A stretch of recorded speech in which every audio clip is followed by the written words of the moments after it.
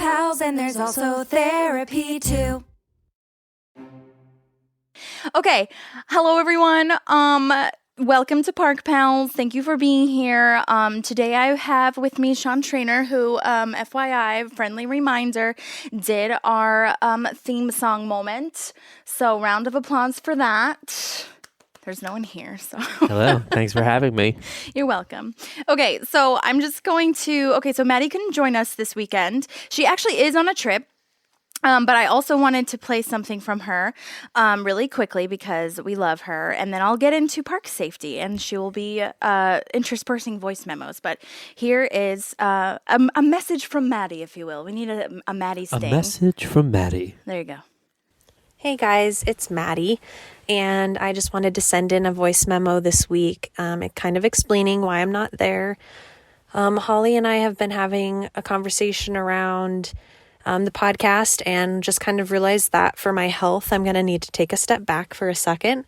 Out of respect for you guys, the podcast, and most especially Holly, I just wanted to kind of be upfront about my expectations of myself with the podcast. And as much as I love you all and I love Parks and Rec and I love Holly, right now the best thing is for me to take a little bit more of a backseat. This doesn't mean that I am not going to be here anymore, but it's just that I'm prioritizing my health as my beautiful best friend has encouraged me to, over everything else. And so you'll still hear from me and I will still be here, but I might not be in every single episode like I have been recently.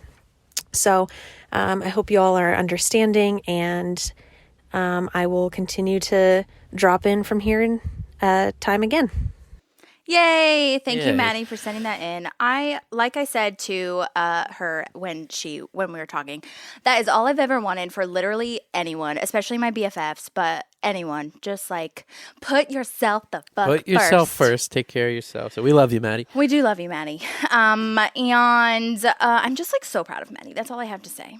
Okay, So moving on, Park Safety Season 2, Episode 19. This was written by Aisha Muharrar, I want to say. I don't know how to pronounce her name. I'm so sorry. I have messaged her on Instagram, but I don't think she gets on it very frequently, and she didn't have any information about her, her email or her agent's information. So that's okay. We love her. We've actually seen her before. She wrote Kaboom. She's written 14 episodes, actually, including Ron and Diane, Miss Knope Goes to Washington, so many others. She was also a producer on The Good Place and a ton of other amazing shows. Also, friendly reminder that she was the one that when Anne goes with April to visit that college for vet school, and they go into the baby store, which, by the way, is called Tots All Folks. What's it called? Tots All Folks. Oh like, that's all folks, but tots. Anyway.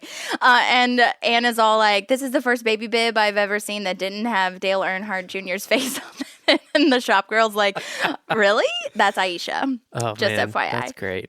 That's so good. So if anyone knows her, please let me know because I need it. But if not, we're just going to speculate wildly. And I have some other things that I found like that she quoted about the show.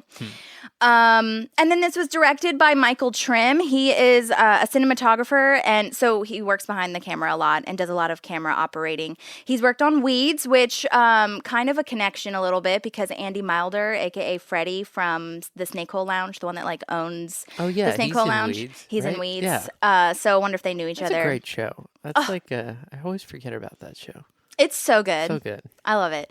And he was the DP or director of photography for Parks for 33 episodes. So he worked closely with Shauna, who we had on that we interviewed, who told us a lot of like inside information about not only the show as a whole, but the possum from last week. So he also DP'd for a couple of episodes of Orange is the New Black. Which Another is great. show. And 30 Rock. So just like incredible work. We love him. He also did a few music videos, which is exciting. And he directed 4 episodes of Parks, including Fluoride, which is one of our faves. I love that episode. So good. Her little lime green suit. I messaged him on Insta because I couldn't find his email, and he messaged me back, and that's really exciting. So we're going to interview him. So if any of the Park Pals, we also, side note, we need to think of, and I'll talk to Maddie about this too, we need to think of the fans, like what can they be called? Like, you know how Beyonce has the Beehive? I feel like we can call them Park Pals, but we need something that's like not Park Pals. Yeah, We need to think of something. Or like the Deep Dive podcast, which has two of the gals that were on Parks actually, are called the Deep Divers. It's a little on the nose. But I mean, still, it's different than Deep Dive. So we need to think of something. Yeah. If you have The recommendations. Knoper. You know what you should do? You should take. This is one of those episodes where they go into a lot of the band names. You should take a band name that Andy says, and then they are the Fleetwood Mac Sex Pants. Or something. Too long. Too long. But they say a lot of. There's some good ones. I know. There are. Baby in a Straight Jacket is one. You baby a straight. Babies in straight jackets is what you guys will be called for now. Oh my gosh. Anyways, if you do have questions for the director, Michael Trim, let me know because we're going to be interviewing him. And then I also messaged him to see if he knew like of any of the areas that they shot any of these things, and he said he couldn't really remember where exactly they were. He just remembers laughing super mega hard at Andy Samberg, so which we'll talk about. Oh my a little gosh, bit later. I can't wait to get to him because So gosh, good. What a guy! He's just what a character. What a guy, so committed. And the last thing I'll say about Michael is that he worked with Shauna, as we talked about. And Shauna has a show with Paul Feig, who we love, called Welcome to Flatch. And it comes out March 17th, which is, I think, St. Patrick's Day, actually, on Fox. And it's kind of, again... Are they in it or they created it? Oh, yeah, they created it. Okay. Shauna didn't create it, but Paul Feig is a producer on it. Shauna's the camera operator. Oh, gotcha. Paul's Toby, right? No, that's Paul Lieberstein. Paul Feig is the director. He Paul also Feig's the directed director. Bridesmaids. Yes. And he was also the first thing that I knew Paul Feig on was he was the teacher in Sabrina, the Teenage Witch. That's right. Yeah. Is he the really well-dressed guy? With the glasses. He's like known to be and if you very follow dapper. yes, exactly. If you follow his Instagram, I think it's like Funky Uncle Funkle, Drunk Funkle, something like this. I don't know.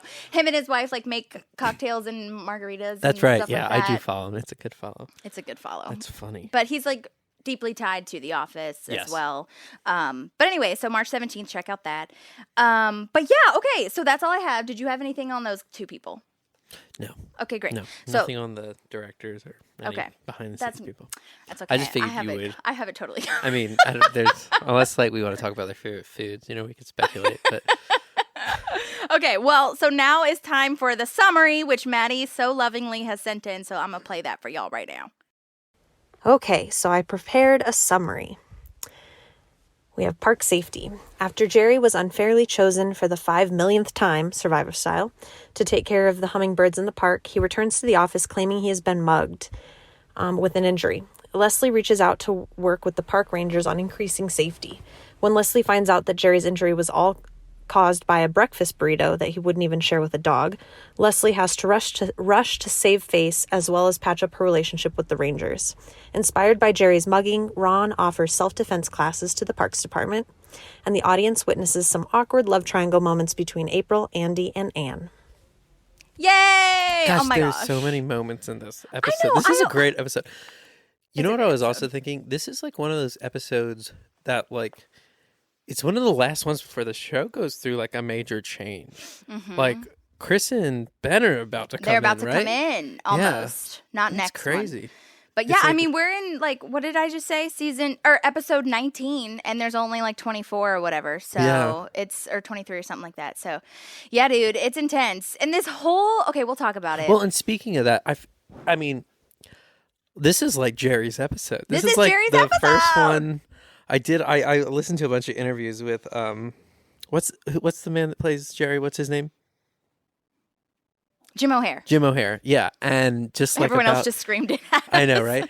I mean, gosh, his backstory is crazy, and like It is crazy. I guess this was like the first time, or no, season 2 that he became a series regular, or was he still a guest star at this point? I think at this point he was still a guest star. They still haven't like made it official that That's crazy. Him and and Donna Yeah. are series regulars, and I don't even think that happens until season 3. Like Wow. officially. You know what I mean? That's crazy. I read that he auditioned to be Ron. Oh, First. really? I Yeah. didn't know that. So he auditioned to be Ron. I guess like with everybody else in Hollywood, like it was known like it was called like the Amy Poehler like secret project. And, like and then like they knew a couple of characters, and one was Ron. And so he auditioned for that, and he said like everybody else in Hollywood, almost like when Michael Scott, you know, they have all those old tapes. And then they basically like wrote the character Jerry, and they called him back, and they said like he went into the audition room, and it was like there was like every different type of person. Like they did not know who Jerry was. Wow. Like, and then you know, he eventually got the part, but yeah, even up to this episode, he was saying that he was so nervous during this episode because he was like, I don't know. Like if they're gonna keep him? Yeah, I don't know if I'm gonna keep it. If I blow it, this might be like it. And apparently his agents were like, oh, this is like a guest star role. Like, you don't even want to do this show. Like, they were trying to talk him out of it. And he was like, apparently he talked to some of the people from The Office who were guest stars. Oh, like Angela or Oscar? Yeah, and they were like, you have to do this. Because I guess he was in a lot of shows before this. He's been in so many things. Yeah, and yeah, I just thought it was interesting. That's like, his agents were talking out. Like, the thing that, like, changed his I feel like agents don't know what they're talking about either. So, no one really... I mean... they do, but you know what I mean. Well, you just, like, I don't know. Maybe like all these people you think know have all the answers don't always. Trust your gut. I mean, especially like, I don't know, like a project like obviously they couldn't see what it would be, but like, I don't know, with that amount of people and the people behind it, and the fact that it was, you know what I didn't know that I found out about this, that Parks and Rec was ordered as a series. Like they like skipped pilot season. Like they just like went right into it because of the success of The Office. Exactly. Which I guess, and he was like, well, look at that. Like if it's got that going for them, like I might as well. Yeah, because Parks had like, I think 6 episodes in the first season. And like the same thing. Which I guess was... Yeah, like kind of unheard of at the time, but... Right. That's crazy. And so speaking of Jerry really fast, the writers were saying this episode initially came up because they were thinking of having someone get mugged and they didn't know. Then obviously they came up with this idea and they were like, it has to be Jerry, obviously. And Aisha, the writer, said that they tried to make it clear that his coworkers don't hate him. They just like to make fun of him. And I was like... I don't see that. I mean, I still feel like they kind of hate him. I don't know. I guess they're just teasing him. I know. I mean, the relationship changes like as the show goes on, but it's like, I mean, like just the brilliant thing that they did with him, like maybe that they didn't do with Toby, was they just gave him such a great like life outside of work that it's like so true. You don't feel like as bad. Yeah. But we don't know any of that right now. We don't know any of that. So when you're watching April, I was so upset with April. Him. Yeah. But like and Tom. They were just like that whole thing where they're like throwing the shoe and Ron's like, I was like, I know it's supposed to be funny, but I was like really hurt for him. I know. But anyway, so Mike Schur said that once it was established in the episode practice date that he was going to be the one that everybody picked on, he thought it was important, like you said, to write an episode specifically for Jerry, so that we could kind of like get a little backstory moment, which was interesting. Another thing, I have a couple of like initial thoughts that I was researching, little moment. First of all, Wikipedia said viewers gave Andy Samberg's performance mostly negative reviews. And I'm just saying it again. These reviews mean bullshit. Nothing. Like they thought that the yelling thing got old really fast is what reviewers I have a said. note about that. Say it.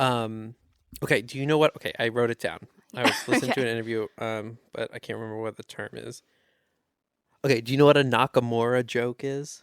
Oh, I've heard of this, but say it again. I know what it is. I guess it comes from the show Taxi Driver. So it's a style I feel like of joke. We did this on one of the other episodes. They might have, because it might. I don't remember it. There's probably a lot of them, but it's a style of joke in which it comes from during the show Taxi Driver. They were writing these jokes that they basically come up once. And then there's callbacks for 20 times in the rest of the show. Being the callback is he's really loud. Right. But if it doesn't work the first time, you're screwed. And apparently in the show, it didn't work. So the 19 more times in the show, it just fell on its flat. Whatever the joke was, I can't remember it in the show. But so You're saying the show that Nakamura came from? Yeah, because I guess it was about a company called Nakamura, which the joke was about, but nobody got the joke. So it didn't work. So apparently that's what it's called. And they were saying that, yeah, if the joke didn't land, if he's loud, you're either going to love it or you're going to hate it. Okay. Because that's like, it's such like a small thing. Yeah. But it's his whole character. Exactly. You know? So I could see, I wasn't mad about it. I never got mad at it. I just always thought it was like hilarious. He was so committed to it. If he was shy about it, maybe I'd be like, what are you even doing? But maybe not just many actors could do it. I don't know. He could like do probably. it perfectly. It's just like, well, speaking of reviews too, this episode apparently received slightly lower ratings than last week, The Possum, because of the 2010 NCAA Men's Division I basketball tournament. Just FYI, in case anyone was interested in the that's what I guess said. what we're talking about now, and nobody's talking about. That's the Two Dogs sports fan. No, I'm just kidding. If Maddie was here, she would be mad at us. No, I'm just kidding. She would. She likes sports. Shout out to her. She'll probably watch it. But she would watch both. That's the thing. She would watch both and make the ratings go up for both of them. Okay. Anyway. All right. So, okay. This is a kind of a recap. According to the internet, Amy Poehler was in fact pregnant during this filming. Yes, this one I couldn't see it as much, but some reviewer said that they could see it. But I saw it more so in the last episode. Okay. But anyway, so internet confirmed she was pregnant. Okay, I'm finally at the cold open. Are you at the cold open? Sure. Are you anything else you have to say? Okay. Sorry, I kind of jumped ahead to some No, stuff. I like it. This is all initial thoughts. We have to get it out in the open. Okay, so we're at the hummingbird lottery. It's happening because Leslie installed hummingbird feeders at all the parks, and this lottery determines who is going to refill those feeders. I don't know if you saw this, but when the camera comes in, Tom is reading a magazine that has like a full spread, and it says Sexies on it. On the magazine? Yes, like he has the magazine open in his lap, and it says Sexies, and like the whole full spread of the magazine. There's no picture. It's just the word Sexies. Oh, weird. It's so weird. I'll take a picture of it. Okay. Anyway, then she has this talking head that baby monkeys in diapers are actually the cutest. I would venture. What do you feel about that? I don't agree. See, I'm a big monkey fan. I don't know if you know this about me. But like Sierra thinks it's weird. It's weird too. Like I think monkeys are like the coolest, cutest thing. I think they're cool. Also, the fact that they will like murder you, like a cute little monkey will like rip your fingers off. Yeah, that whole thing. I could talk about that for like 20 hours. Like, when did this start? I didn't know. Oh my god, that about I've always you. been fascinated by monkeys. Do you know that they like feel jealousy in like a very deep way? Like there was this story of somebody who. They had a monkey as a pet, which, like, first off, you're an idiot. Like, but they took it to this, like, monkey sanctuary, and they would visit it and bring it, like, treats and a birthday cake. And one day, he visited the monkey, and he brought his monkey a cake and nothing for the other monkeys, and they ripped his face off. No. Yes, and that's not an exaggeration. That article and send it to me? Yes, I will. I'll post it. Not that anyone wants to read about that. So what's cuter? But a baby monkey. I don't know. With a diaper. I don't know. I personally just think the hummingbirds are cute though. They're just so fascinating. They are fascinating. I love her face though when she realizes that hummingbirds might not be the cutest. She's just so taken aback. I have this life-changing deleted scene though. Okay. I didn't see any of the deleted scenes from this one. Oh my god! Oh my god! Oh my god! Where do you find? Oh, you have the DVDs. I have the DVDs because I'm a nerd. You're not a nerd. You host a Parks and Rec podcast. Maybe I think that's a definition of a nerd. Nerd. Hey, be proud of your nerdness. I am. Look, I don't care. I just got done ranting about monkeys. I think that. Okay, listen. Okay. Scientifically, hummingbirds are the world's cutest animals, and the list is very simple: hummingbirds, tiny monkeys, little otters, and those kittens that don't grow past this size. But you know what isn't cute? Miniature horses. They're just weird. And I don't care if you're a baby, if you're a snake, you're ugly. Okay, so the snakes is how it ended, but miniature? Oh my gosh, I wonder My jaw was on the fucking floor when I heard that. So little Sebastian wasn't even in the realm. Nope. Consciousness. And I wonder why. I wonder if there was a reason why they took that out. I know. And then went so hard on the little horse. Good question. Oh, interesting. I was shocked. But anyway, that clearly changes. I guess she's allowed to evolve. But yeah, I am curious if they knew that before. But also, baby otters. They are very cute. Very, very cute. Okay, so Jerry always wins because everyone writes Jerry's name. my Even gosh. Leslie. Like, Leslie thinks she's all moral because she puts her name in. One in. She's but, like, actually the worst she's because the she puts worst. 20. Oh, my God. So, okay, so now I'm at where she's leading a meeting. If you are. Do you have anything else Yes. to say? Have we got to the Shamil Shamazel? No, not part? yet. Okay. Okay, we're getting there. And I would love to hear what you have to say about it because I found stuff too. Okay, Leslie is leading this meeting. They're kicking off their children's concert series this weekend with Freddie Spaghetti. Gosh, this is the first time I ever heard this line about the guy that did not OD, but the band members shot him. She says it so casually. I don't know why. I've never heard that line before. What's his name? That was Mr. Funny Noodle. Didn't he OD? The fact that there are two of these people and one is a band.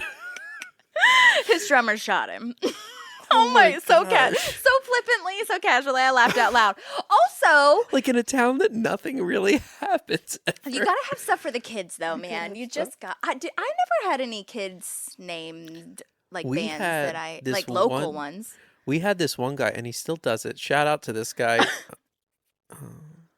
It's in Hilton Head. Okay. I'm like oh shoot, this story didn't go anywhere. I can't remember his name, but he's like That's a children's okay. performer, and he literally You still knew it's someone, like Freddie Spaghetti. I think his name's like Was it? But it was if it was in Hilton Head, he's probably like a beachy performer. So it yes, was like during the summer but times. he wore like the hats, the little umbrella, spinny like hats, spinny pilot, and he would do all the crazy like one-eyed, one-horse, blind purple people eater. You know, like all those crazy songs. I was like, what are you saying? Yeah, I get it. You don't know that one?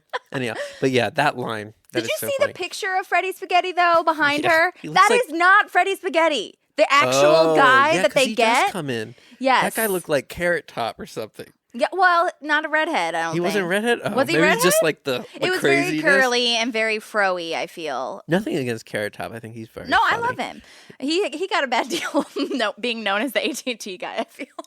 Oh shit, that is him. Mm-hmm. Oh, Maybe you didn't know that. I Anyway, didn't know that. Well, I still regardless, that guy in the picture, they clearly must not have known that they were going to bring that dude back because that's not him, at least from what I could see. But Jerry's late to this meeting because of the hummingbirds, which we'll find out is a farce. Farce. Or a fart, as Jerry does.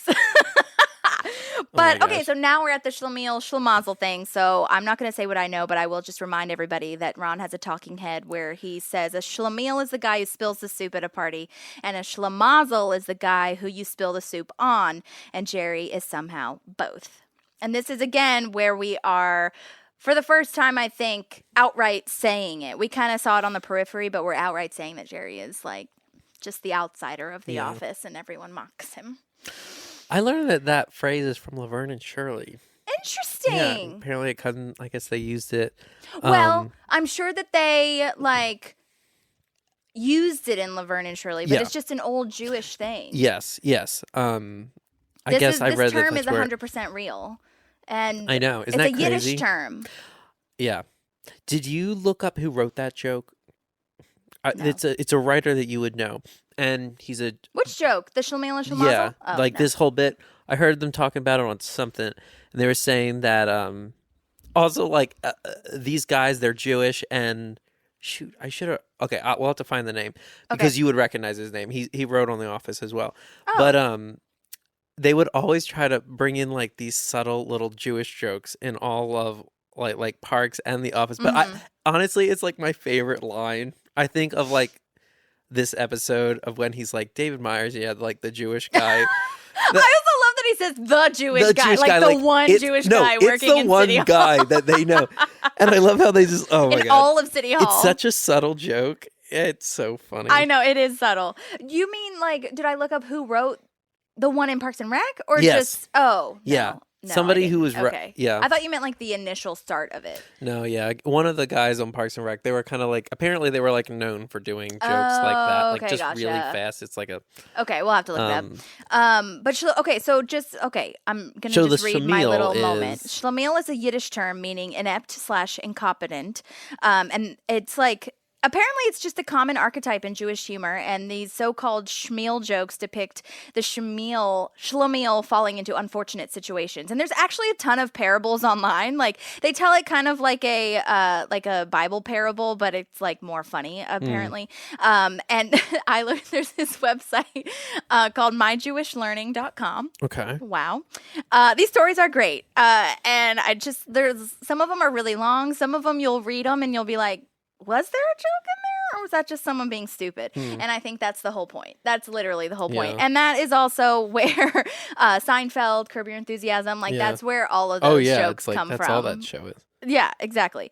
But who'd have thunk it that's where that originates from? Schlemiel, Poor Schlemazel. Jerry. Oh my God. It's so unfortunate that he's both. Yeah. It's unfortunate to be one, but it's really unfortunate to be both. I know. And then this is where Ron walks by and April and Tom are throwing the shoe back and forth like the bullies in Yeah, they're being so mean And in this I mean, clip. you can kind of tell, I mean, correct me if you disagree, but you can kind of tell in Ron's performance that he minds it a little bit. I think he's concerned. Like sometimes he stares at Jerry and he's like, I can't tell is if this that's happening? Concern or just like he just does not Is aware of it. Like he's just like so half there. Yeah. Like, He just seems to be staring at them. Yeah, maybe you're right. Maybe it's just like, it is okay, kind of that's shocking. They the part are of the just day. so mean. I feel like that's like one of the meanest. Well, no, they do some really mean things, Jerry. Yeah, but this is like where you're really seeing it. Yeah. So anyway, yeah, okay, then we get to the David Myers thing, which is hilarious.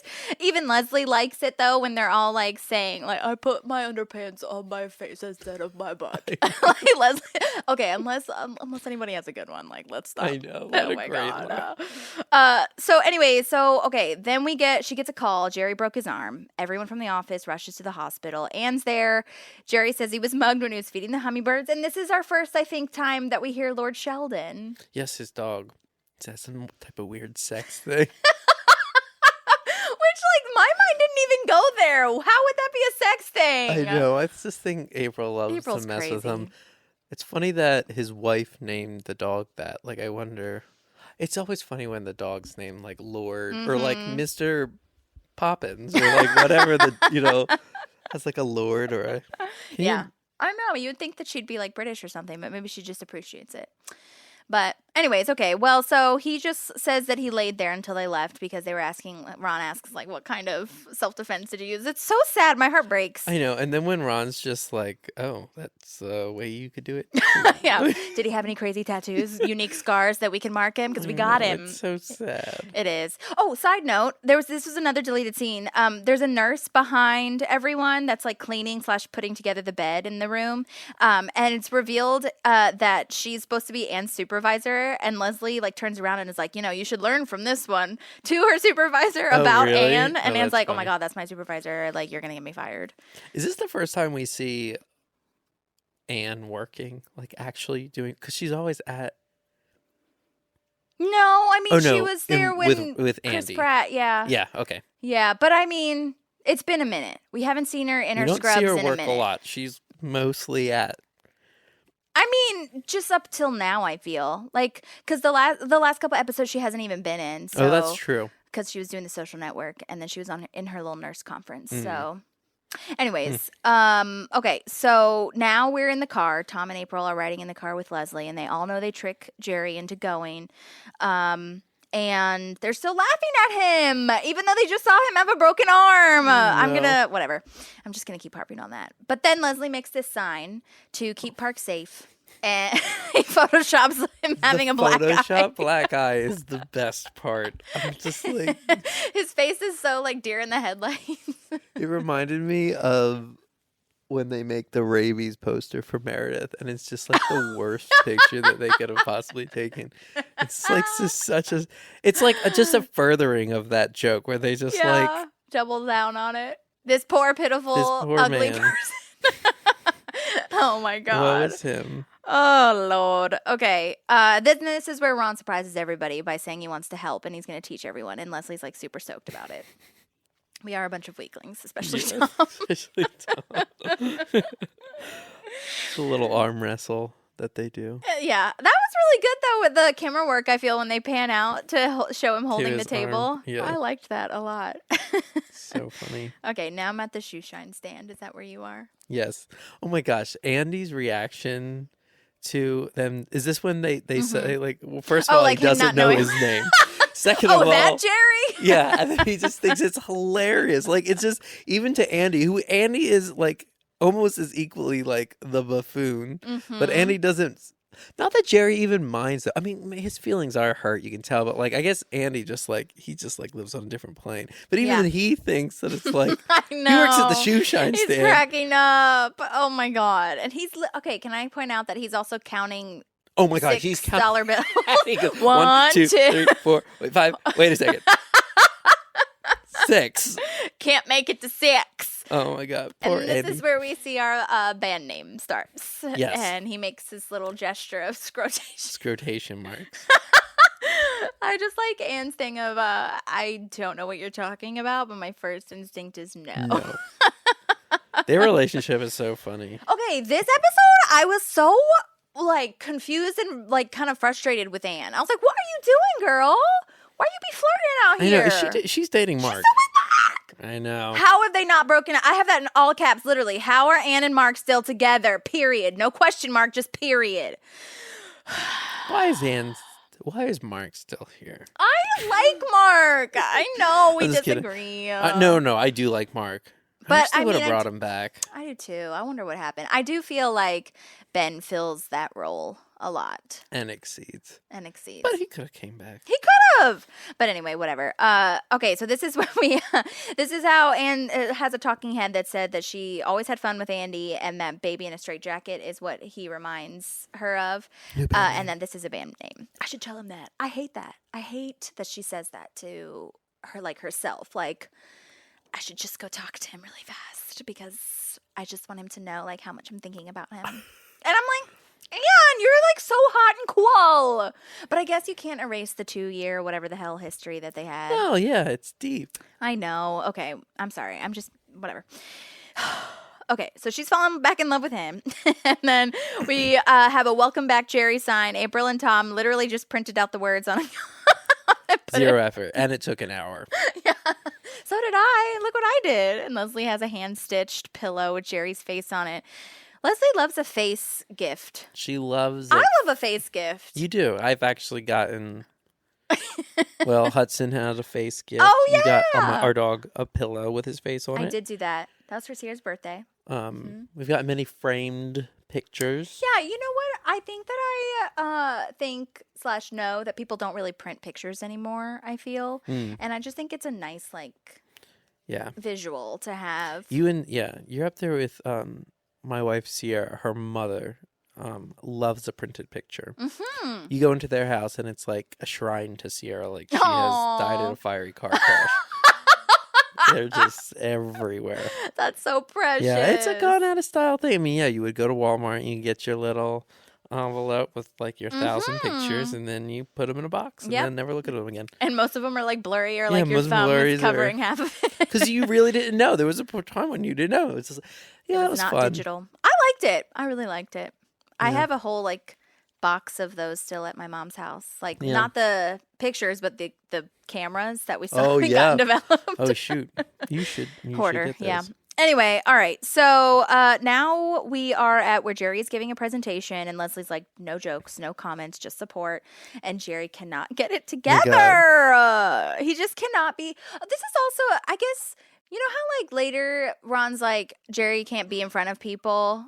Like, do they not know that yet, or do they not care? Why they probably do they don't make care him enough do yet. this? I I know don't it's like know. business as normal, but like they don't need to do Or this. couldn't he just like What? make the presentation and then like send it in an email? Yeah.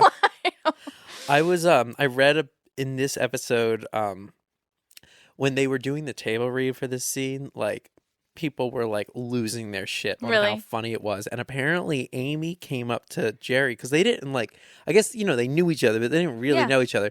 And I guess she was really known for making sure everybody was like super comfortable. And if it was like, if somebody was uncomfortable, even if the joke was like amazing and everybody was left, she would have no problem with cutting it. Like, Aw. And she was like asking him like, is any of this like too far? And like not really knowing like his sense of humor, which I guess is like this times 1,000. Yeah. And he was like, oh no, like we're good. Yeah. Like with the farting, the pants ripped, which I heard was a funny little prop thing that they did. Oh, really? Like, yeah, I they're would like, love to know that. they're prop pants and then they overdubbed the sound. But I guess they had I love that detail. Look at you, Sean. Yeah. I love that. Oh my God. Yeah. So they must have made, I wonder what the pants were made of. Must have been like, or maybe they were regular pants, but just in the butt area.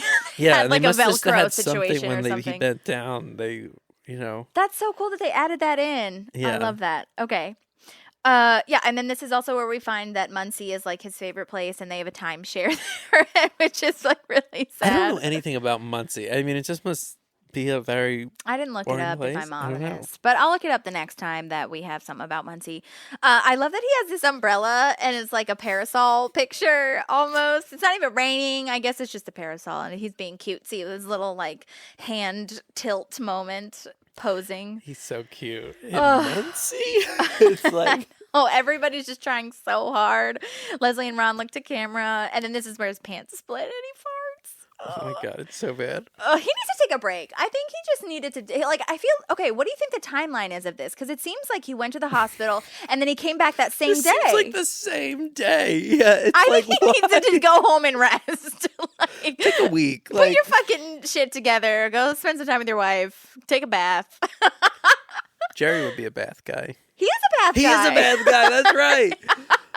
Crazy. Yeah, it does seem like the same day, which is crazy. Yeah, I think it is. But anyway. Speaking of his wife, real quick, I also read somewhere that apparently Amy, before they went all in, not to jump ahead with the Christy Brinkley story Oh, and no, give go him ahead. that life, apparently she pitched like the opposite of like him going home and like he was like a tyrant and he was like married to some like frail chain smoking woman. Oh my God. And then they like took that and they were like, no, let's just go the other way. Yeah. Like, but apparently that was like the original idea. Can you imagine like Jerry going home and just being like, just No, an asshole? yeah, we already don't know how we feel about him. That would make so you that hate would, him, I That would feel really like. not give you any empathy. I'm glad they went the other way. Me too. I think Yeah. it gives us much more empathy / like relationship vulnerability and stuff like Oh, that. yeah. So, that's It's a just great such a- tidbit, though. Okay, so now we're at Andy Samberg. Oh my gosh. Oh my welcome God. to Andy Samberg. Welcome, head of all outdoor security for the parks, meeting with Leslie to discuss the park security. Of course, you know him, you love him from SNL, 2005, 2012. It was his years. Now, okay, I saw that Amy stopped in 2008, I want to, or she left in 2008. So they did overlap a brief, like 3 years. That would be 8, 9, 10, 11, 12. What are you 4 talking years. about? For SNL. Oh, on SNL. Yeah. Sorry. Oh, So okay. Amy and Andy like worked together on SNL for like 4 years or something before she left, because she literally left and went straight to parks because Mike Schur was working as a writer on SNL, and this was his next venture because he was moving with JJ Philbin, aka JJ Steiner, namesake. Oh, cool. AKA also Regis Philbin's daughter and Oh, wow. writer for the EOC and New Girl and all these things. Crazy. They were dating, and he was like, they were trying to decide, we are long distance, so how are we going to make this work? And he was like, I guess I'll try to get a job in LA. Try to get a job. Look how that worked out. Wow. The kid's going to be all right. That's crazy. I know. So anyway, what else was I going to say? Andy Samberg. Andy Samberg, they knew each other. Oh, yeah. And he also is in Brooklyn Nine-Nine. I don't really need to give you guys like a rundown of who this fella is because, hello, Hot Yeah. Rod, great Oh, movie. yeah. He's just a classic. Lonely I haven't Island. seen, Lonely Island. I haven't seen the one that he, the pop, is it literally called Pop Star, I Pop think? star. Oh, it's funny. Okay. It's great. I know. I need to add it to my list. I Okay, read go ahead. that his character is based on Dean Holland, apparently. No! The director. Apparently, Dean Holland talks like that all the time. And it was like a joke about him. That is so Yeah. cool. Oh that my funny? gosh. Dean Holland, our editor that we love. Also, okay, Maddie did send me an Andy Samberg moment that I did not listen to. I was like, I want to save my reactions for this. She is so obsessed with Andy Samberg. So Oh, really? let's see what she has to say. Okay, we have a wonderful guest star that I am super excited about. It's been one of the guest stars that I've been looking forward to literally the entire time we've been doing this podcast, and it is Andy Samberg, and he's absolutely amazing. We love Andy Samberg. If you don't, you're crazy. From my best understanding, following him literally from when I was probably 13, he started off on SNL. That's kind of where he got his start in the comedy world. He actually, just fun fact, in case you didn't know, he is the reason digital shorts started for SNL. If you haven't seen digital shorts or like don't know what I'm referencing, they're the little clips that kind of are movie-ish in the middle of SNL. So it's not a live sketch. It's a short. So like any of the Lonely Island songs that they did, like Do the Creep, or the other big ones are Dick in a Box, which is great. Mother Lover, great. Which he did with those two with Justin Timberlake, but those are called digital shorts. So he actually is the reason those exist. And so you'll notice that they've kind of stopped since he's left. He is in and was a big part of creating one of my favorite movies of all time, Hot Rod. If you have not seen that, that's also hilarious and you should see it. He's also been in movies called Hot Red, I Love You Man, That's My Boy, Celeste and Jesse Forever, Pop Star, Never Stop, Never Stopping, which is a phenomenal film as well. Saw that in theaters. And Palm Springs, which came out during the pandemic. I think it came out on Hulu. If you haven't seen that, that was also pretty cute too. It's kind of like a love story Groundhog's Day situation. And then he's also voiced in movies such as Cloudy with a Chance of Meatballs and Hotel Transylvania. So those are like the main things. And then obviously he had his own, when he left SNL, he had his own sitcom in the little Scherster, that's not what we call it. Yeah, Sherverse, in the Sherverse, Scherster, in the Sherverse with Brooklyn Nine-Nine. And he was the star of that for all of its running, playing Jake Peralta. 2013 to 2021 is when that ran from. So you're probably wondering, oh my gosh, why are we learning about Andy Samberg? He plays Carl Lorthner. Sorry, it took me literally like 3 minutes to get to that part. And that is the person who's playing the main park ranger that's working with Leslie on improving the safety in the parks of Pawnee. So I hope you guys enjoy Andy in this episode as much as I do. And if you haven't seen any of his digital shorts or haven't heard of or haven't listened to Lonely Island, which I should, have mentioned Lonely Island a little bit more, his parody, basically, song group, you should definitely check them out, listen to them. That is also Akiva Schaffer is another member of that group, and then also Jorma Taccone. And then I believe Jorma is, he comes in and he plays the CEO of a Grizzle later on. So he's actually in Lonely Island with Andy Samberg as well. So you should check out their music if you're okay with things that are a little off the cuff. And definitely check out some of those digital shorts. Otherwise, just continue enjoying him as Carl Lorthner in Parks and Rec. Yay! Hey, Thank thanks, you, Maddie. That was a perfect description. I forgot about all of those. Or not all of them, but a lot of them. That have you seen Palm Springs? It's good. You would like it. Okay. It's with the girl who was also, she was the mom in How I Met Your Mother. Oh, okay. I think that's her. It's good. Okay. Might not Wasn't be her. Celeste and Jesse the one that she mentioned, also Rashida Jones? I'm pretty positive they did that movie together. Was it good? I don't know if I saw it, actually. I just remember seeing that I was like, oh my God. Yeah, it's Rashida. Rashida and him did that together. Okay, cool. But yeah, Jorma is the Grizzle guy. And yeah, I didn't know about the digital shorts. That's really cool that he like originated, or the Lonely Island like originated that. That's super dope. Very cool. Him and Justin Timberlake have the best like performance relationship of all time. Yeah. It's so cute. Okay, so now we're at where he wanted to read the book version of Avatar, but there's no book version of Avatar. I have a feeling there was a lot of improv in this episode, like especially with him. I have a tidbit there were so about many. That. Okay, say it. Apparently, the Avatar thing was like really topical at the time. Yeah, the it movie had just come out the year out. before. And apparently, Mike Schur, when the trailer first came out, he was like, "That is the stupidest thing I've ever seen." Yeah. And then, like a year later, he came in and he was like, "This is the greatest movie I've ever seen."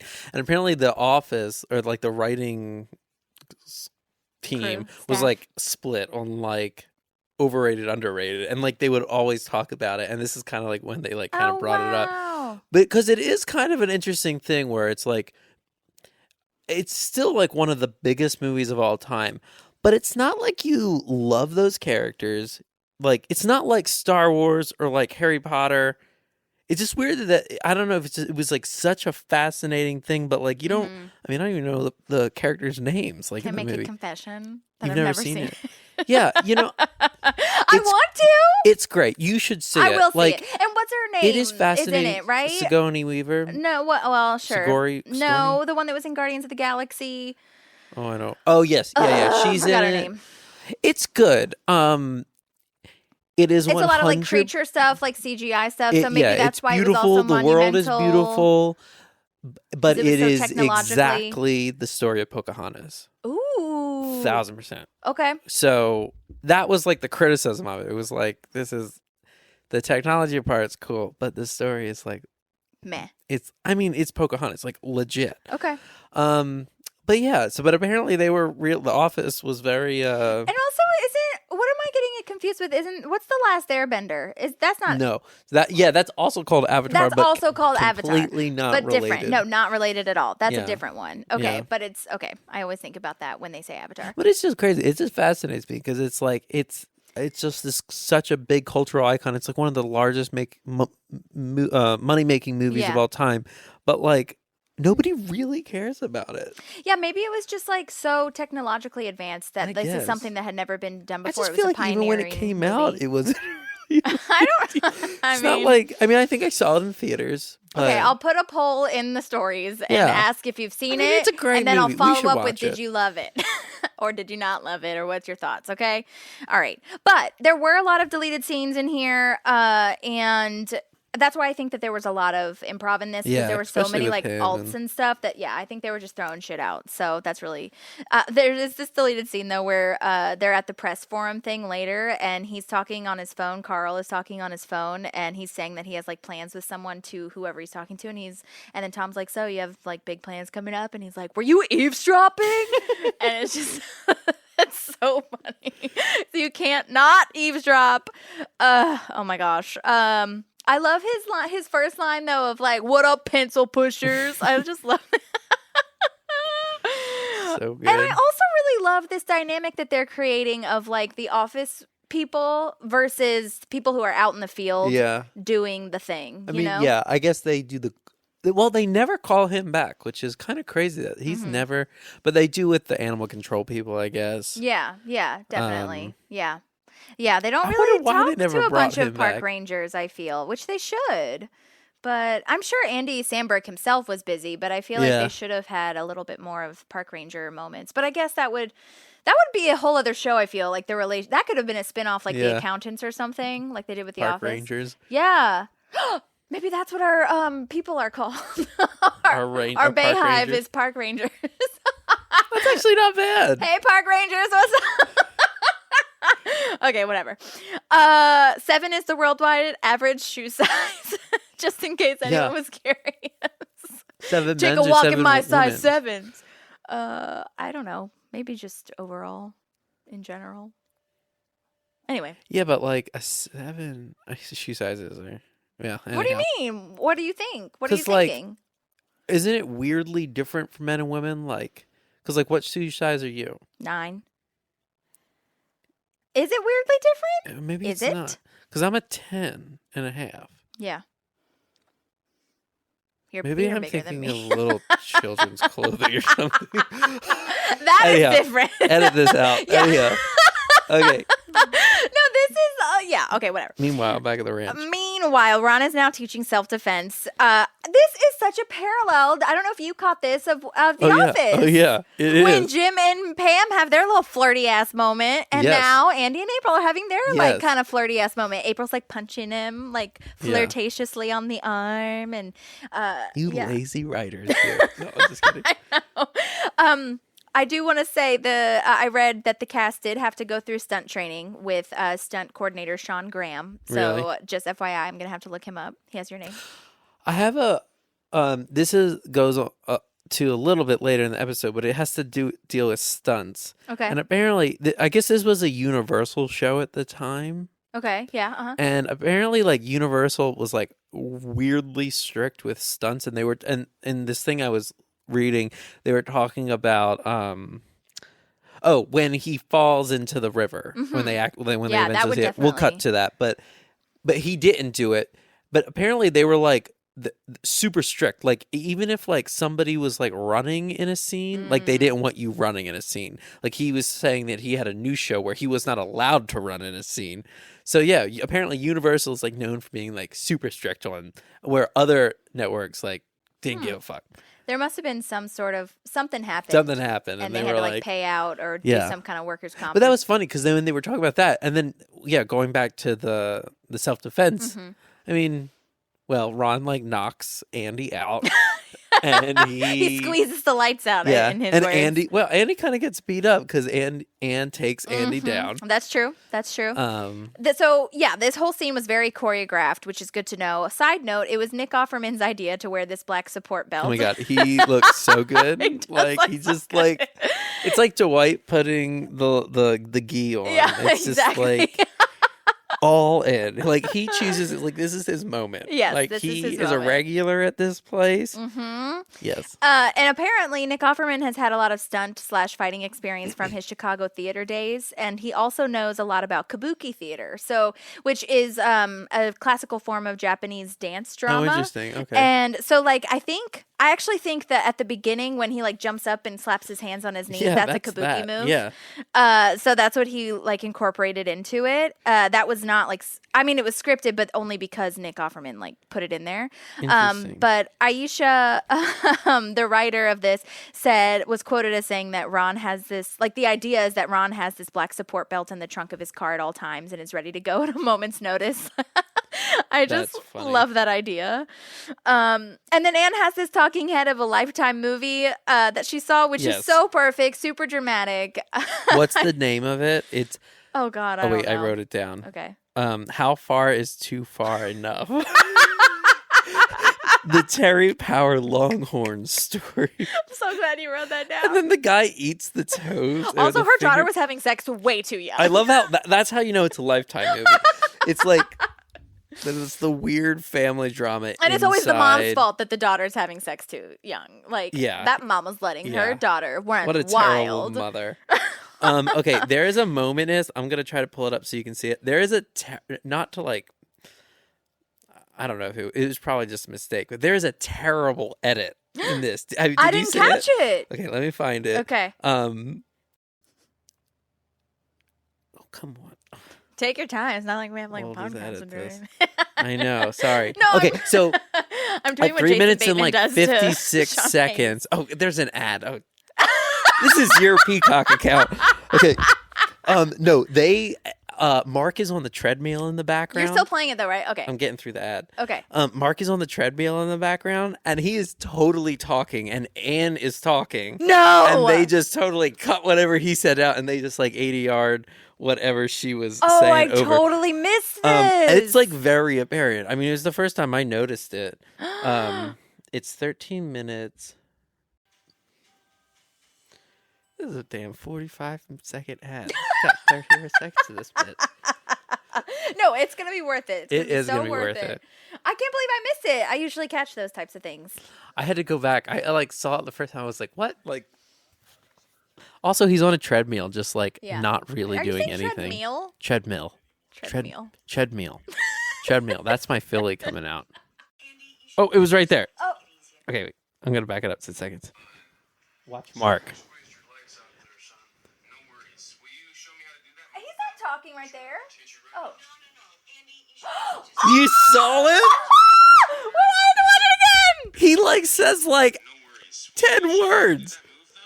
Sure, I can teach you right now. Oh my god! Is that crazy? What is he saying? I don't know, but that's what like. minute is that? I wrote it down. Okay, tell the fans where. So Holly, this is. okay, cut back into Holly's freaking out because it is very apparent.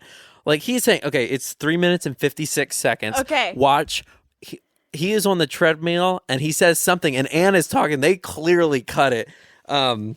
Yeah, I I just wonder thought if it it was was really like funny. an improvised line or something. Yeah, and I it's like don't the know. only way they could get it in or something. Oh my God. But it's just funny. Great catch. Yeah. Excellent. Well done. So proud of you. But side note, so for those that don't know, we are in my studio right now. I do music production, and I had a session, and there was these people here from Philadelphia, and we got to talking about Parks and Rec, and they were like, "Hey, Can you stop touching that? There's Sorry. lots of noise. Love you. Thank you. they were like, "Hey, there's this Parks and Rec podcast. You should listen to it." And I said, "What's it called?" And they said, "Park Pals." And I was like, "No fucking way!" So yes, shout out.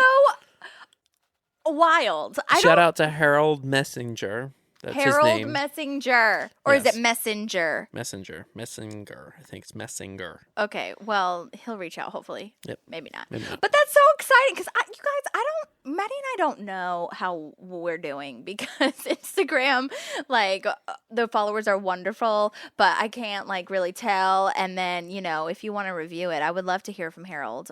If we had merch, I would send him something. We'll get there. But thank you for listening. That means a lot. Oh my God, though. The edit thing, that's wild. Isn't that crazy? Whew. Okay, moving on. April's mad that Anne and Andy are all, like, getting along. She has this, like, little look between. That's where the love triangle comes in, that little 3-minute moment. But the camera catches it. She didn't say anything, but the camera catches it. Also, her asking if he wants pancakes. I know, water or pancake. Get out of here. Oh, my God. Okay. Now they're at And the you're park. going through something, and we're going to give you a little grace, but you got to get it together, girl. Gotta get it together, Gotta get it girlfriends. together. You're not meant to be. You can say the pancakes thing, but as you move on later in the episode, it's Well, you still got to weird. choose. You got to choose. He's not like she's not even really talking to Mark. I know. I feel bad for him. All right. Anyway, I'm not gonna. Mark's not harp really on in that. this episode, but he's like makes the a voice super of reason. valid point. He is the voice of reason. He always is. Mark Shore says that Yeah. that's like his role, kind of. Like he's like the the one one that kinda Leslie normal- goes to talk Yeah. about what's going on, and he's always like, "This is what's actually going on from an outsider's perspective." So you should probably handle that. Crazy. So now we're at the park. Carl pulls up in his golf cart. This is also, I thought this was really interesting. I'll have to post a picture of it because right before the golf cart pulls up, there's this mom and the son buying hot dogs or snacks or whatever at the little snack station, the concession stand thing. And it's a Sweet'em Snack Shack. Oh, is it really? Because that was the whole premise of the that one episode with the corn syrup and like Sweet'em's taking over and everything because, you know, they didn't want Sweet'em's to take over the concession stands. They wanted the parks to be in charge of it because of unhealthiness and all that stuff. But yeah, it's clearly written there, and there's tons of like signs, and one of the signs says "Stay healthy," and I was like, "Oh my God, So funny. hypocrites!" But the kid like drops the food. It's just really funny. I'll have to post it. I also wonder if that was scripted because this kid drops like the hot dog or snack or whatever, and it seemed very not choreographed. Yeah, So- I wonder. Oh, I didn't take notice. I'll have to go back and look. But it was fast, just like that cut thing was. But anyway, I thought this was a great detail also of all the birds flying away as Carl speaks. Yeah. Oh my gosh. They really drive that joke in well. I just feel like we saw the little subtle. Yeah, they add. I think that also is why I wasn't really annoyed. I felt like they kept adding details to it. It wasn't just him screaming, you know? To me, anyway. And then this golf cart is really busted. There's duct tape everywhere. This is the raccoon piss. Yeah. That's a great joke, how they set that up. It's so good. Oh, my God. There's a worm log. It's got like 50 Worm log. worms on it. This is my favorite line when he has a talking head. I was explaining like how he got to be outside, working outside or whatever. yeah. And he was like, if there's any criminals out there watching, I never get tired. And ladies too. It's so stupid. So stupid.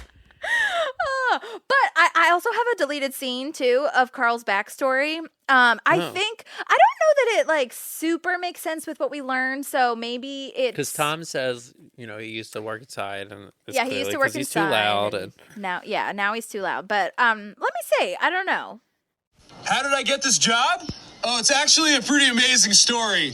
It was my dad's job, and then he said he wasn't going to do it anymore. So he said, hey, do you want to do it? And I was like, okay. So then I took it, and I started doing it, and I've been doing it ever since.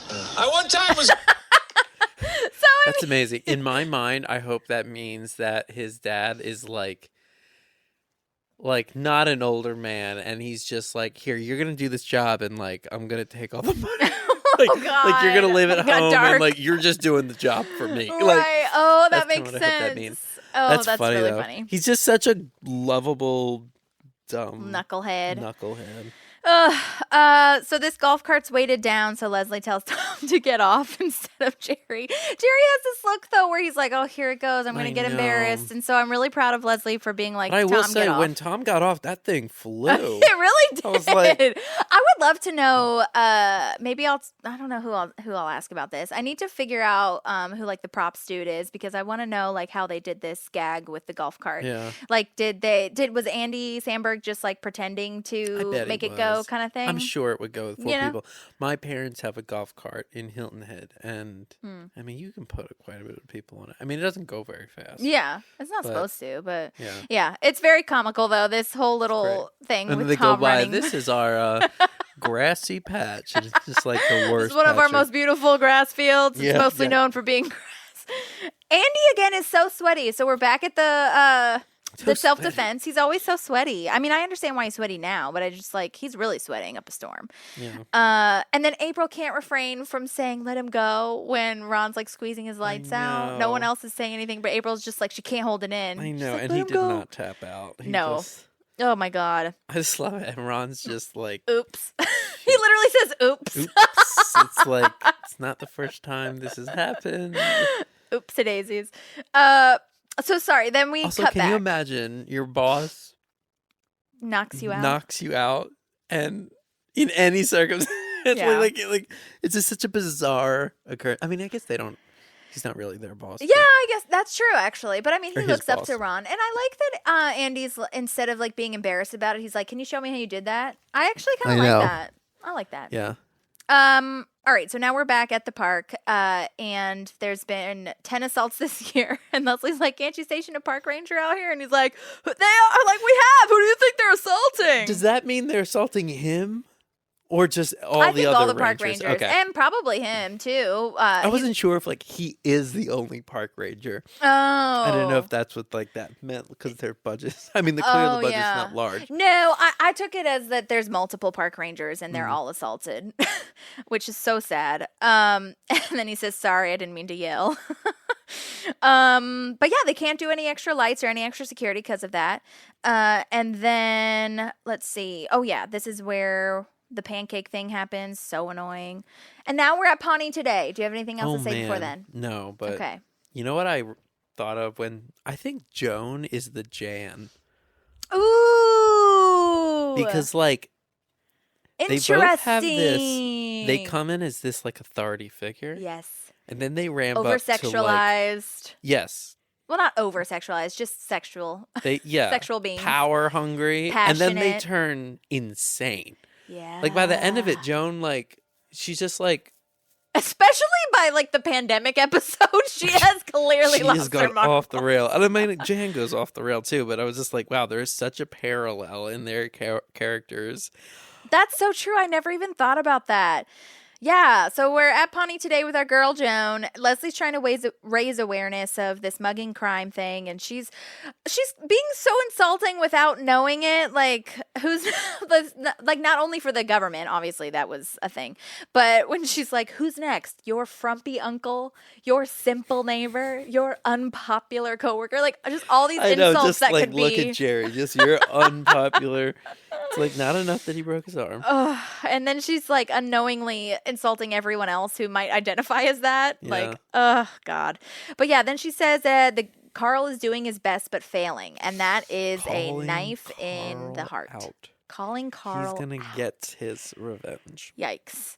It didn't come out right, but it definitely makes it seem like it's Carl's fault. Like saying his name, the way that I like was watching it for like as a rewatch moment, I was just like, oh my God, it's not his fault. He can't do anything. And know. again, I know that wasn't her point. Her point was like the government system / our budget cuts are being really shitty, so we can't do right by you. But Joan asks about a solution and how to make it right, and not bad. And so we need money from City Hall. And it was just a tough look from Leslie for me. Yeah.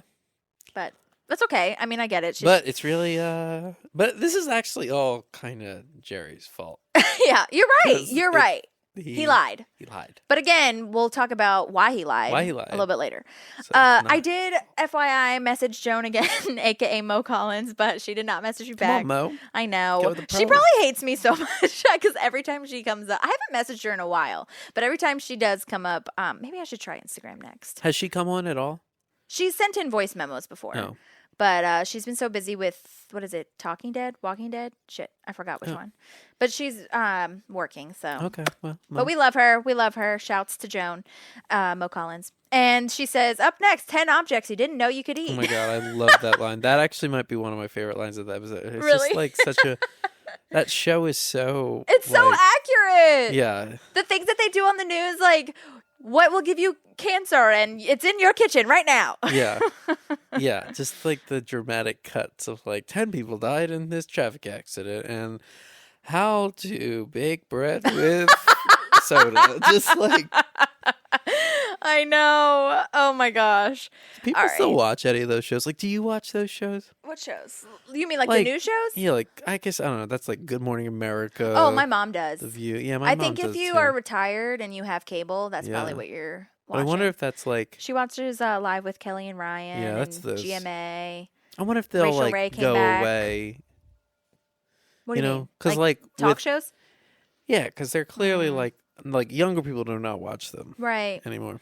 Yeah, I don't know. They watch like clips on YouTube, I guess. I guess as long, well, GMA will never go away because it's like tied to the news network. But I don't know. Rachel Ray's probably entertaining. I love Rachel I do Ray. too. I'm not gonna lie.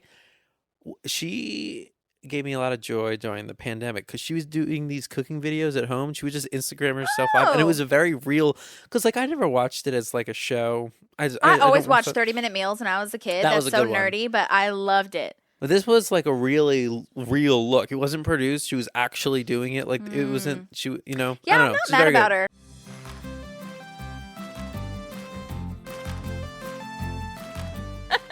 Okay, so Paul comes. Yeah, so Paul comes back. Our city planner is pissed about Leslie bad-mouthing the government, but it essentially worked because $2,500 are now going to be given to update security, and there will be an announcement in the press room at 10 a.m.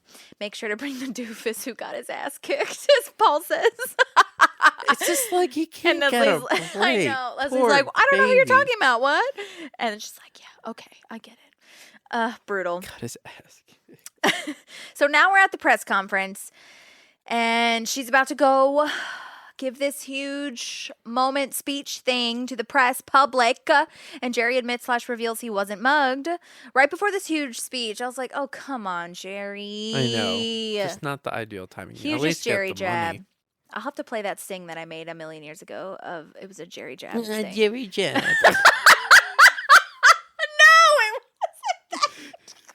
That's a good I one. wish I could rewind and freeze that moment. Oh my god. Well, I can. Jerry jab. A Jerry jab. Mine was more of like a singing, like sad Jerry jab. Anyway, all right. So, okay. So Leslie tries to cover for Jerry. He got hysterical muteness from trauma, and then Jerry speaks. That's not Just- muteness, Jerry. Jerry, you're just Get your shit together. you're shamiling Oh. and schmozzling all over the place. Schlemiling and schmozzling. Okay, so I have a deleted scene where there are some guest stars, and it's very, very, very brief. They're two reporters. I'm just going to play this. In case anyone was wondering what she stalls with, like what she actually says to stall, this is what, she says. Jerry? What is a city? Good question. It is so many things. There's the roads and the buildings and the citizens and the chimney sweeps and the blacksmiths and the pickpockets and the orphans and Fagin and I'm sorry. I've just finished rereading a Dickens novel. Forget what I think. What do you think? What makes up a city? Can you just talk about the mugging? Local eateries. Local eateries, yes. Thank you. Let's talk about that. There's so many here. The point is that we are taking steps to make the park safer, and that thanks to Leslie and Gergich. No, and all of you. Okay, so reporter number 1, who was played by Braden Lynch, he was the man voice that you heard, like that just said, can we just talk about the mugging? And then reporter number 2, who said the local eateries thing, was named Courtney Lamb. Hudson is trying to talk My little to us. puppy is he desperately wants to play. Hudson, we cannot play right now. We're almost done, buddy. He is so bored and he's bringing us his He's ball. our third host. Okay. So if you hear any grunting in the background, that is Hudson trying to get us to play with the ball. That's what she said. Okay. Courtney Lamb. Hi there. My name is Courtney Lamb. I was on the Park Safety episode of Parks and Rec many years ago, and it absolutely launched my career in television in the sense that it was my first TV audition. I booked it straight off the first call. I did my brief bit. It ended up as a deleted scene, and I never worked on a show again. So it was very good preparation for what was to come, and that it got deleted. So what I remember is that it was a very friendly and professional set. It had a really good vibe. It seemed like they were very open to improv. My fellow one-line reporter actor that I was sitting next to, he got up at one point after we'd shot the scene, and he asked the director if we could do some improv, which, I thought was amazing. Great initiative. Good for him. So we got to do some back and forth with Amy Poehler, which was awesome. And she was a very generous performer. It seemed clear that she's the kind of improv actor who really tries to make her scene partner look good. So that was very nice to experience. She said, good job when we left. So it was just a nice atmosphere. The other thing I remember is that during the rehearsal, my one line got a laugh from Andy Samberg, like a surprise laugh. So that was fun. It was a good confidence builder. And that was it. I had a great experience, at least for my brief half day as a day player. It seemed like a well-run and very collegial set with very confident performers. And of course, I loved the show. I loved watching it. I did get the impression that they shot a lot of material as a matter of course. A number of comedy actors that I knew from around town, from improv classes and things like that, they also ended up in Parks and Rec deleted scenes or very cut down scenes. So that makes perfect sense that you'd try a lot of things on a show like that and keep what works. And I think that's why, maybe part of the reason why it was so successful as a show, that they were open to that kind of thing and that they had this supportive atmosphere. Again, I mean, I had such a brief experience, who knows, but that was what it was like for me. Okay, thanks. Thank you so much, Courtney Lamb. Okay, so the truth comes out that Jerry fell into the creek trying to get his burrito because Lord Sheldon saw a bird and ran after it. So it's all Lord Sheldon's fault. Speaking of Lord Sheldon, Hudson is trying to eat my microphone right now. No! Oh my God, we're really off the rails, aren't we? I know. This is live, everybody. This is just real and live. It's just what we're doing. Man, he is so... But that also, whole Lord scene, Sheldon wouldn't have had to, push him if Jerry just would have shared. I know. Or not gotten a burrito. Crazy. Why did he bring the dog to fill the hummingbird feeders? I guess he was just taking him for a walk. But while he was filling that hummingbird feeders? I don't know. And why did he stop by the crick? I love what she's like, breakfast farts. burrito, the farts. Like it all adds up. CSI investigation. Oh my God. All right. So Leslie. So he did not do that stunt. Apparently, he had somebody a stunt else person. did it, and then he just sat up in the water and then ate the burrito. Right. Also, I love this of Leslie's asking, why didn't you just say the truth? And he's like, really, can you imagine what would have happened? And Leslie's Tom impersonation, damn, Jerry. What is it? What do you do for a Klondike bar? Oh, it's so good. It made me smile. Oh God. Okay. Especially the smile at the end too. Of she I know. ugh, what a Tom smile. All right. Anna's giving Andy gifts. This is where I was like, really? She brings a bag of goodies, including lollipops. She's and stuff. overstepping. She's for sure. This is not right. It's weird. Especially because you aren't even being friends, and you were so clear. I'm dating Mark, bitch. You know? Yeah. So, Anne, she's just second guessing herself. Also, side note, there is a news clipping of him catching the possum up at the shoe shine stand. Oh, so that is there a really? callback He's to proud. the last episode. He's of proud. course. What can you say? Yep. And then April comes back And then she turns around when she sees that Anne is there, and he catches her, and he's like, "Hey, bro, I know. Floodgate!" And he gets her a veggie muffin. What's a veggie muffin? What is a veggie muffin? Like a carrot cake type situation? Hudson. Don't know what a veggie muffin is, but there is a little flirty moment when she throws a little piece of the muffin at him, and like Anne looks between them and is like all jealous and stuff. I know. It's rough. I do understand this feeling though, that like she's feeling like of seeing him do things for other people when he never did that for her. Like I could see how she would be frustrated. Oh yeah. So we've also said on the podcast too that Andy was like capable, like Madi made a really good point that like Andy's capable of doing all these things, but Anne just wasn't the right person to do them with or for. You know what I mean? Yeah. So they just weren't That's matching. true. And again, she was enabling him. And again, I don't mean to be like on my feminist pedestal, but I do sometimes feel like most women are teachers for the next girl. Does that make sense? Like, okay,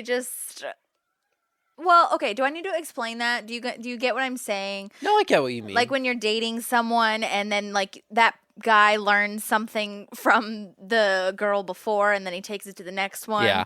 Yeah. I just feel like we're teaching a lot of times. Yeah. But I think that is in both situations. So I feel like that happens in guys and girls. I think that's like just. I am perfect and I've never had to be taught anything. I'm just kidding. Well, no, I just think that's I'm part kidding. of like relationships and why they do and do not work, and you go to the next one. Teach more, but that's fine. I get what you're saying. Yeah, I disagree, but I'm a guy, so yeah. So you're not gonna agree with me. Whatever. Fuck yeah. You. I'm just kidding. But I'm also Well, what? You're also what? I'm not gonna say it. Say it again. No. Okay, let's go. All right, fine. I hate you. The mural behind her, by the way, is given like such a backdrop view of this man punching the woman and her flying back. Did you catch that at all? No. Okay, I'll have to take a picture of it. There's also a really nice. Okay, this is a nice scene here when, again, Leslie's talking to Mark when she needs to kind of hear the voice of reason, like you were saying, and he makes a great point that her employees are willing to lie so that they don't get made fun of, and by they I mean one, aka Jerry. So this is that kind of classic relationship moment that Mike Schur talks about, how Leslie and Mark kind of like have that dynamic where he gives her a little bit of a reasoning / just kind of a guidance, if you will, an outside perspective that she can't probably see because she's so involved. Oh, yeah. And then she gets a call that Carl is going to go on Pawnee today. And expose her. Yes, exactly. And I think this is so funny since you decided to drag my name on the TV. I love that line. Just tell me what's happening in a quiet voice. There is a deleted scene. And then he gets louder. Exactly. There is a deleted scene when she says to do that, and he does speak in a quiet voice. He's like, okay. And then... that's a deleted scene? Mm-hmm. Oh, yeah. Okay. I think I have seen that. Yeah. But then, like, I'm glad they cut it because it doesn't go with the vibe. It's like, if he can do that all the time, then why is he doing this? Well, it also kind of makes the last joke with him. Absolutely. So much better. Which we'll get to that. Yeah. Okay, so Carl now has this video of Jerry falling. So now we have proof that he was lying about what happened in the park. Also, did you hear they totally added a farting noise like when he falls into the creek? 1,000%. Yeah, like that camera would pick that up. Hey, Joe. Not willing to share with a dog. This is the first time Pawnee today is like turning into a gotcha show. Yes, that's true. Great point. Gotcha. Jones gotcha. Don't it hurt ya? I bet you thought you'd get away. Okay. She has a proposition and then Carl screams, "Fine, I'll have sex with you." In exchange for the tape. But yeah, this is the part when I never really noticed before. I guess I just rewatching it, I see like the evolution of Joan, but like I never really noticed how sexual Joan is. Oh my God. Like her skirt is like riding up and she's crossing her legs towards him and she is like I'm like, get it, girl. Like if you want it, like go get it. I don't know. It's over the top in this. She's insane. She can get it. Okay. Doesn't mean she should get it. I think she should. I think she gets it at the end of the show with Andy. Yeah. And she put out those vibes, so like fan theory. That's why Andy is. That is why Andy's never in Parks and Rec again. He starts a tragic love affair with Joan Calamezzo and then winds up in rehab and dies. He would. Okay, dies is all right. That's a little dramatic. You never see him again. You never even hear about him.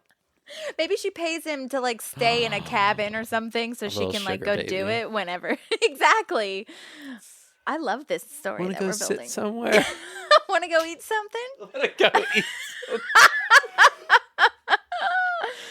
Oh my gosh. I don't know if you terrible caught thing this to too. When they show the camera, or like the what you call it? What am I trying to say? Like the equipment for and like the EQs are like all the way up, like it's in the red. Did you see that? No, but it's like peeking because he's so yeah, loud. exactly. I thought that was a brilliant little detail. Yeah, I missed that. Wow. Yeah, so cool. And then we've got where he's revealing this huge news, and it's about Avatar. And Another Avatar joke. Yes, this is where is it Leslie doesn't think it lived up to the hype, or the opposite? She thinks it exceeded the hype. Oh, okay, gotcha. And Andy did not. They both big. No, he said he thought it lived up to the hype. Oh. And then she thought it exceeded the hype. So they just love Avatar. Okay, great. They're just fans. They're just fans. And Joan is pissed. This is Pawnee fucking today. It's like, yeah. It's just, I just love like the little, like they take this show so seriously. Absolutely. This is her livelihood. This is the who Tonight she Show. is. This is. She's famous. She has a reputation to uphold. Yes. How dare you come on my show? She had to kick a cat walking on its hind legs for this. Are you kidding me? Love to hear more about that. Me too. My cats can't do that. I know. That'd be crazy. You'd have to train them, and I wouldn't want them to have to do that. So, anyway, this is when we have our ending joke of Joan saying, "Want to go eat something?" And Carl is like, "Okay." Yeah, he stumps her, or she stumps him. Like, so what do you think that means? We'll do an Instagram poll. Does Carl get with Joan? I think they go eat something for sure. A little rub under the table. I wonder if I almost feel like Carl wouldn't go through with it. He'd like start to, and then he'd be like, "No, I don't want to." I think he would go through with it. Okay, he already made that other joke. Yeah, but that was to me purely like a put on. Like, yeah, maybe. Yeah, ladies. And Joan it's another level with Joan is another level. I feel like Joan is like the Robert California of like a ride you wouldn't survive. Yeah. Oh my God. Okay.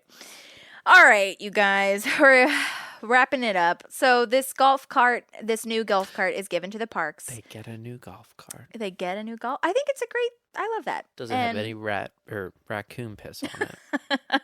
No, and it's purely working. There's a big bow on it. I love this line too. I struggled because I feel like I always struggle between like the comedic line versus like the heartfelt one. Yeah, because she says sometimes the best way to maintain a strong team is just by letting someone know they are still a part of it. I love that one. Maybe I'll still put that in there. It's a good one. It's just an overall. I could just have a separate story, just highlighting that one little line. I mean, that defines Leslie in a nutshell. It does. Especially. Even though she's like part of the problem for a brief second. We all? But yeah, exactly. So Leslie's going to destroy this tape after she watches the tape a lot more. I'm sorry, but it is so good, she says. Oh my gosh, this tag. Okay, I'm at the tag. Are you at the tag? Okay. It makes me cringe and hurt so bad. So April brings this peppermint latte to Jerry, and then he like scrunches it somehow. Also, like how How does he find himself in these situations? Like how did you do that? Yeah. So it just falls all over him. He spills it. Okay, this is a really funny callback, I feel, or not callback, but start to a callback rather, where Jerry says like they can make fun of me all they want because 2 years and I'll get full benefits and pension, and they play that when he does retire. I know, and everybody's they let like, us know, and they're like, "You're retiring." Mm-hmm. I wonder if it is 2 years to like when it came out. The next we'll have to track it.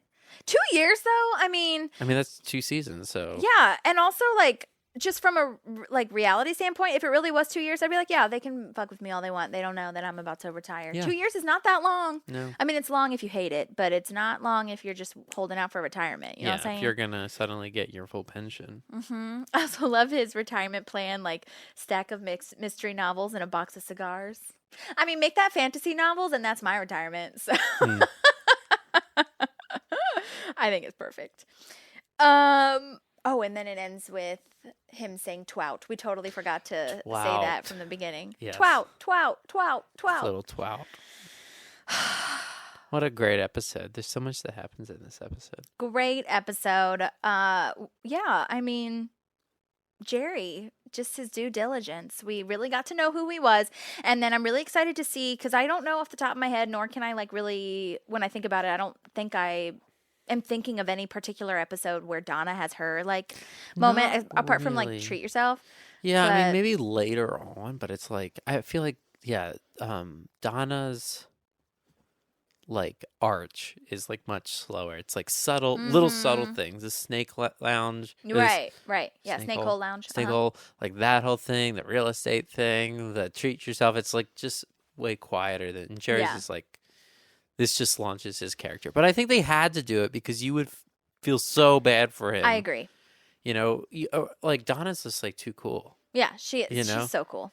And it's and I think it's really the mystery is the intriguing part. You're like, what? She drives a the Mercedes thing. Yeah. It's what does she do? She, Yeah. So we'll see what happens with her. And I also really think it's interesting because we're now building these seeds of what's going to happen with April and Andy. Now we're finally kind of getting to that moment. And is Anne going to finally break up with Mark? It's wild how long that they go on. It's very sad. It is. Honestly, I'm waiting for the telethon. The telethon is where we really get some shit going on. And maybe I'll reach out to Perd again. Perd. You heard. We heard. Well, anyways, okay. So that was Park Safety. Do you have anything else left on this show, this episode? No. Okay. Well, thank you so much for being here. I really appreciate it. It was a great one. Thank you, Madi, for sending in all your wonderful voice memos. I was trying to think if there's any other deleted scenes that I didn't play, but I think that's it. If you have any other questions or other stuff, as always, that you want us to look up, please let us know.